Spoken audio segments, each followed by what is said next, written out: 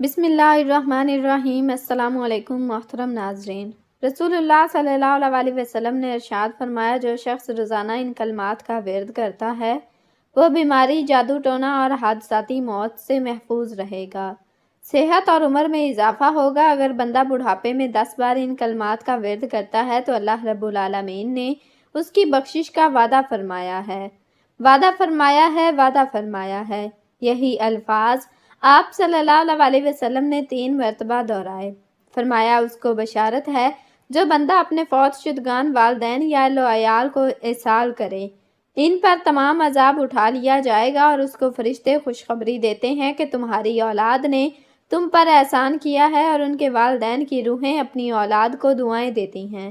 حضور نبی کریم صلی اللہ علیہ وسلم نے فرمایا کہ علی، میں آپ کو ایسا عمل نہ بتاؤں جس کے کرنے سے 70,000 فرشتے آپ کی خواہش اور حاجت پوری کرنے کے لیے ایک دوسرے سے سبقت لے جانے کی کوشش کرتے ہیں۔ حضرت علی رضی اللہ تعالیٰ عنہ نے عرض کی کہ یا رسول اللہ، ضرور فرمائیں۔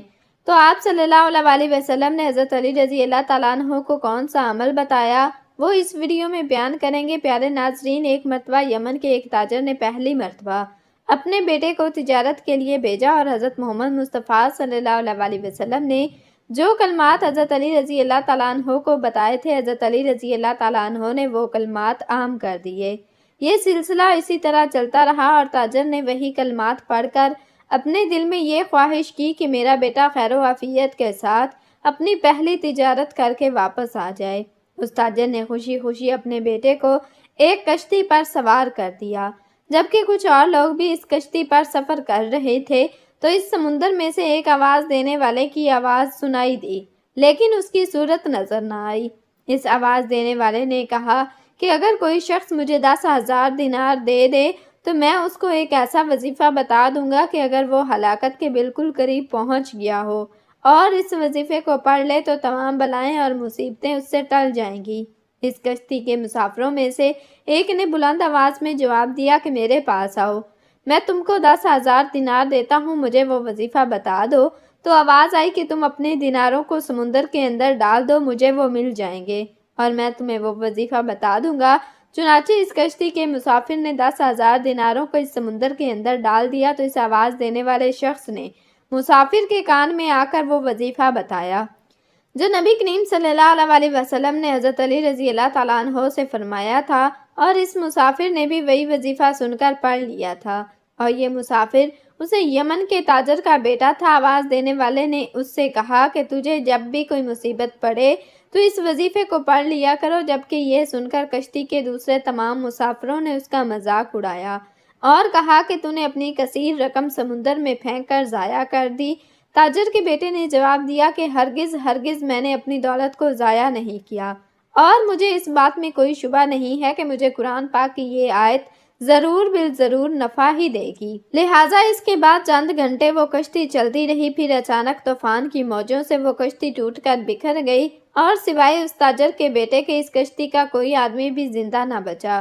وظیفہ پڑھنے والا وہ مسافر کشتی کے ایک ٹوٹے تختے پر بیٹھا ہوا سمندر کے اندر بہتا چلا جا رہا تھا، یہاں تک کہ کچھ دیر کے بعد ایک جزیرے میں جا پہنچا، اور اس جزیرے میں چند قدم چلنے کے بعد دیکھا کہ وہاں ایک شاندار محل بنا ہوا ہے، اور ہر قسم کے موتی اور جواہرات وہاں پڑے ہوئے ہیں۔ اس نے دیکھا کہ اس محل میں ایک بہت ہی حسین و جمیل عورت اکیلی بیٹھی ہوئی ہے، اور ہر قسم کے میوے اور کھانے کا سامان وہاں پر رکھا ہوا ہے۔ اس عورت نے اس مسافر کو دیکھا تو پوچھا کہ تم کون ہو اور یہاں کیسے پہنچ گئی؟ مسافر نے بھی اس عورت سے پوچھا کہ تم کون ہو، یہاں پر اکیلی کیا کر رہی ہو؟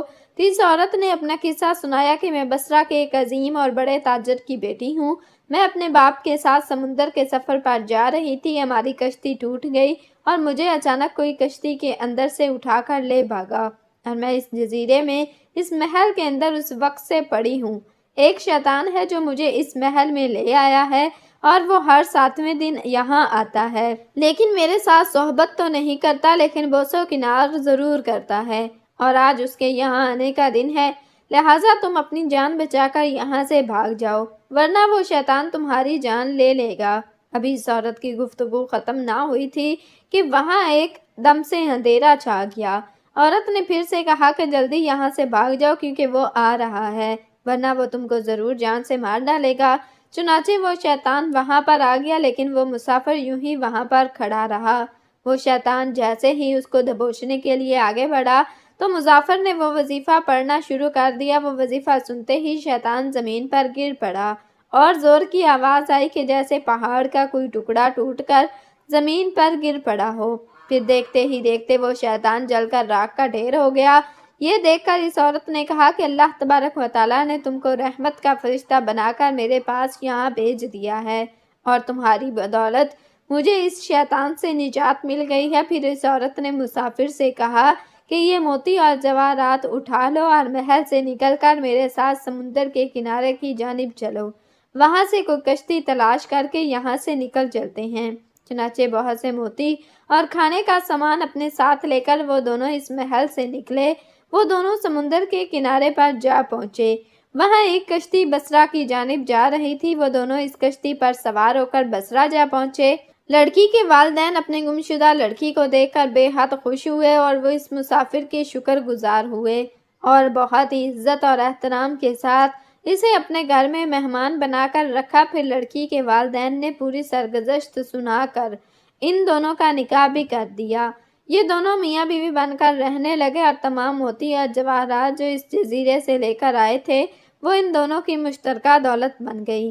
اس عورت سے اللہ نے اور اس مرد کو کچھ بچے بھی عطا کر دیے۔ وہ دونوں محبت اور احترام کے ساتھ اپنی زندگی بسر کرنے لگے، اور یہ سب اس وظیفے کا کمال ہی تھا جو حضرت محمد مصطفیٰ صلی اللہ علیہ وسلم نے حضرت علی رضی اللہ تعالیٰ عنہ کو بتایا تھا۔ پیارے ناظرین، حضرت انس رضی اللہ تعالیٰ عنہ سے ایک حدیث مروی ہے کہ ہم لوگ ایک جنگ میں نبی کریم صلی اللہ علیہ وسلم کے ساتھ تھے کہ راستے میں ایک آواز سنائی دی کہ یا اللہ تو مجھے حضرت محمد مصطفیٰ صلی اللہ علیہ وسلم کی امت میں سے کر دے۔ تو آپ صلی اللہ علیہ وسلم نے آواز سن کر حضرت انس سے فرمایا کہ اے انس، تم اس آواز کا پتہ لگاؤ۔ تو میں اس پہاڑ کے اندر داخل ہو گیا۔ میں نے دیکھا کہ ایک آدمی نہایت ہی سفید لباس میں ملبوس، لمبی داڑھی وہاں پر موجود تھا۔ اس نے مجھے دیکھا تو مجھ سے پوچھا کہ کیا تم رسول خدا صلی اللہ علیہ وسلم کے صحابی ہو؟ تو میں نے عرض کی جی ہاں، میں ان کا صحابی ہوں۔ تو انہوں نے فرمایا کہ تم جا کر حضور سے میرا سلام عرض کر دو اور کہہ دو کہ آپ کے بھائی الیاس علیہ السلام آپ سے ملاقات کا ارادہ رکھتے ہیں۔ چنانچہ میں نے واپس آ کر نبی کریم صلی اللہ علیہ وسلم سے وہ سارا معاملہ عرض کیا تو آپ صلی اللہ علیہ وسلم نے مجھے اپنے ساتھ لے کر پہاڑ کے اندر روانہ ہوئے۔ جب ان کے قریب پہنچے تو میں پیچھے ہٹ گیا۔ پھر دونوں صاحبان دیر تک گفتگو فرماتے رہے۔ پھر آسمان سے ایک دسترخوان اترا تو نبی کریم صلی اللہ علیہ وسلم نے مجھے اپنے پاس بلایا اور میں نے ان دونوں حضرات کے ساتھ کھانا کھایا۔ جب ہم کھانے سے فارغ ہو چکے تو آسمان سے ایک بدلی آئی اور وہ حضرت الیاس علیہ السلام کو اٹھا کر آسمان کی طرف لے گئی اور میں ان کے سفید لباس کو دیکھتا رہ گیا۔ پیارے دوستو، حضرت عبداللہ ابن عباس رضی اللہ تعالیٰ عنہ بیان کرتے ہیں کہ نجران کے عیسائی جب نبی کریم صلی اللہ علیہ وسلم کی خدمت اقدس میں حاضر ہوئے تو یہود و نصارہ نے لڑائی شروع کر دی۔ عیسائی کہتے تھے کہ حضرت ابراہیم علیہ السلام عیسائیوں کے مذہب پر تھے، جبکہ یہودی کہتے تھے کہ حضرت ابراہیم علیہ السلام یہودیوں کے مذہب پر تھے۔ تو اللہ تبارک و تعالیٰ نے وحی نازل فرما دی۔ حضرت جبرائیل علیہ السلام نبی کریم صلی اللہ علیہ وسلم کی خدمت میں عرض گزار ہوئے۔ تب آپ صلی اللہ علیہ وسلم نے فرمایا کہ تم حضرت ابراہیم کے بارے میں کیوں جھگڑتے ہو؟ تورات اور انجیل تو حضرت ابراہیم علیہ السلام کے بعد نازل ہوئی تھی، تو حضرت ابراہیم علیہ السلام ان کے پیروکار کیسے ہو سکتے ہیں؟ نبی کریم صلی اللہ علیہ وسلم نے ان کو دین حق کی دعوت دی تو ابو رافع کرنی بولا، اے محمد، آپ یہی چاہتے ہیں کہ ہم آپ کی عبادت کریں جس طرح سے عیسائیوں نے حضرت عیسیٰ کی عبادت کے اہل نجران کا ایک اور آدمی بولا، کہنے لگا، اے محمد صلی اللہ علیہ وسلم، کیا آپ یہی چاہتے ہیں کہ ہم آپ کی عبادت کریں جس طرح سے یہودیوں نے حضرت عزیز کی عبادت کی تھی؟ تب حضور نبی کریم صلی اللہ علیہ وسلم نے ارشاد فرمایا، نعوذ باللہ من ذالک، نہ تو میں خود کسی غیر اللہ کی عبادت کرتا ہوں اور نہ ہی کسی اور کو اس عمل کی دعوت دیتا ہوں، بلکہ میں تو اللہ تبارک و تعالیٰ کے سامنے جھکنے کا کہہ رہا ہوں۔ آپ صلی اللہ علیہ وسلم کے الفاظ میں اتنی سچائی تھی کہ وہ تمام یہودی آپ صلی اللہ علیہ وسلم پر ایمان لے آئے اور مشرف باسلام ہوئے۔ پیارے ناظرین، بنی اسرائیل میں ایک بہت ہی نیک اور صالح بزرگ تھے۔ ان کا ایک ہی بچہ تھا جو کہ نابالغ تھا۔ ان کے پاس صرف ایک گائے کی بچیا تھی۔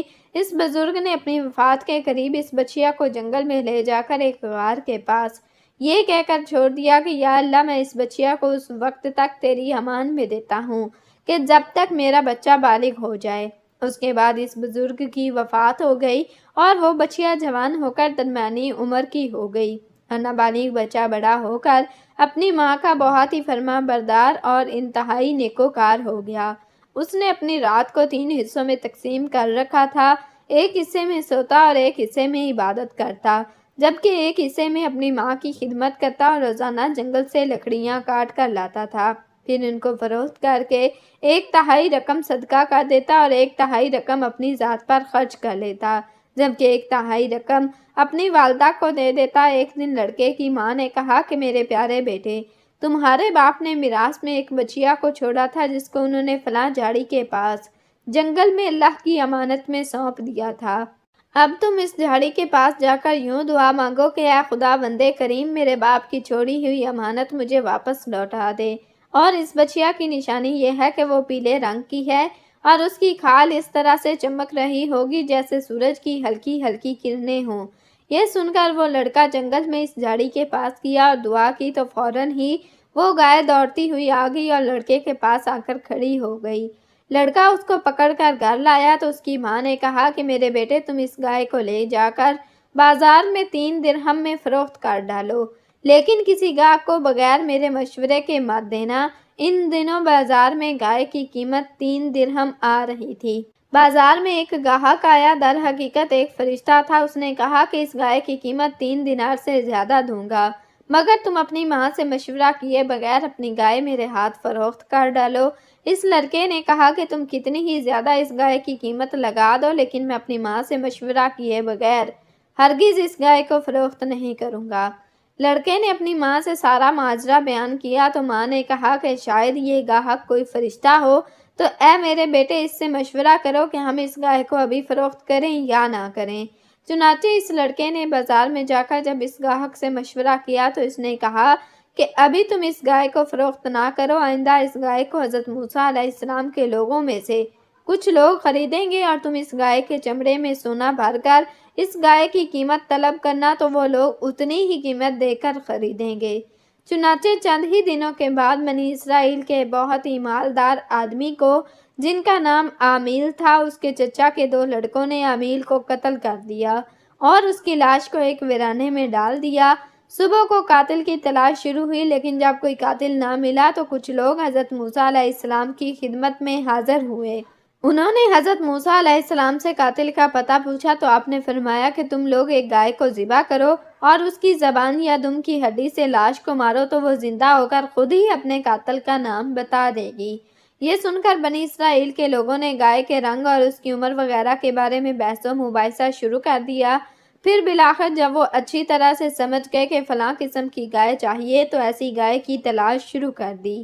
جب وہ لوگ ڈھونڈتے ہوئے اس لڑکے کی گائے کے پاس پہنچے تو وہ ہو بہو ویسے ہی گائے تھی جس کی ان لوگوں کو ضرورت تھی۔ چنانچہ ان لوگوں نے گائے کے چمڑے میں سونا بھر کر قیمت دے کر اس گائے کو خریدا، پھر اسے ذبح کر کے اس کی زبان یا دم کی ہڈی سے مقتول کو مارا تو وہ زندہ ہو گیا اور بول اٹھا کہ میرے قاتل میرے چچا کے 2 لڑکے ہیں، انہوں نے میرے مال کے لالچ میں مجھے قتل کیا ہے۔ یہ بات کہہ کر وہ پھر سے مر گیا۔ چنانچہ ان دونوں قاتلوں کو قصاص میں قتل کر دیا گیا، جبکہ اس بزرگ کا بیٹا جو اپنی ماں کا بہت ہی فرما بردار تھا وہ کثیر دولت سے مالا مال ہو گیا۔ پیارے دوستو، ایک مرتبہ حضرت علی رضی اللہ تعالیٰ عنہ اپنے دونوں شہزادوں یعنی حسنین کریمین کے ہمراہ نبی رحمت صلی اللہ علیہ وسلم کی خدمت اقدس میں حاضر ہوئے۔ آپ صلی اللہ علیہ وسلم نے دونوں شہزادوں کو اپنے مبارک سینے سے لگایا اور انہیں بوسہ بھی دیا۔ اسی وقت حضرت جبرائیل امین علیہ السلام وحی لے کر آپ صلی اللہ علیہ وسلم کی خدمت اقدس میں حاضر ہوئے اور عرض کی، یا رسول اللہ صلی اللہ علیہ وسلم، اللہ تبارک و تعالیٰ آپ کو سلام کہتا ہے اور دونوں شہزادوں کو اللہ سبحانہ و تعالیٰ نے جنت کا سردار بنا دیا ہے۔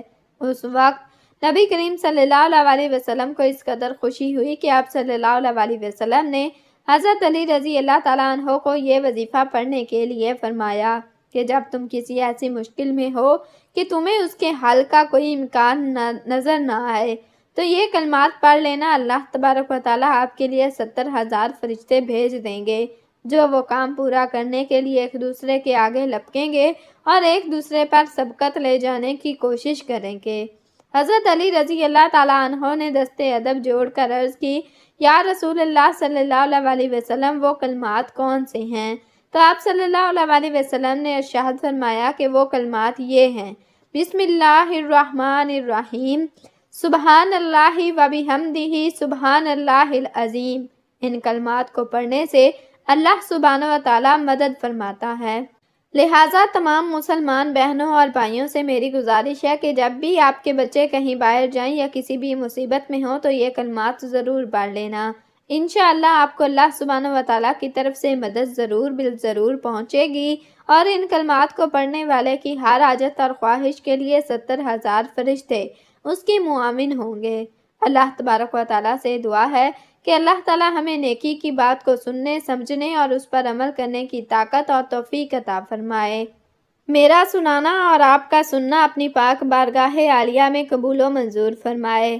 آمین یا رب العالمین۔